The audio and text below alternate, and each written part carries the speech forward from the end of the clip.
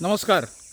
संडासला रक्त पडणे, फिशर्सचा त्रास असणे, संडासची जागा खूप दुखणे, उष्णतेचा त्रास होणे, अशा स्वरूपाच्या तक्रारी घेऊन अनेक रुग्ण आपल्याकडे येत असतात.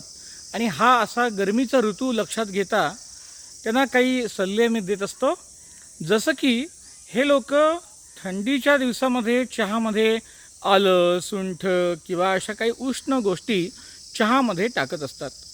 तर हा असाच प्रघात जर थंडीच्या दिवसामध्ये चालणारा उन्हाळ्यामध्येही त्यांचा चालू राहिला तर त्यांच्या शरीरामध्ये कोठ्यामध्ये उष्ण गुणधर्म वाढून त्यांच्या संडासच्या जागेला सूज येणे, फिशरचा त्रास होणे, त्याच्यामधून रक्त पडणे किंवा पाईल्सचा त्रास बळावणे हा त्रास होत असतो.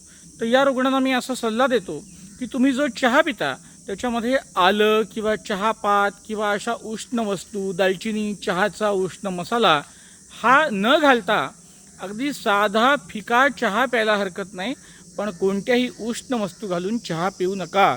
म्हणजे संडासला त्रास होणार नाही, गुदमार्गामधून रक्त पडणार नाही, संडासची जागा दुखणार नाही.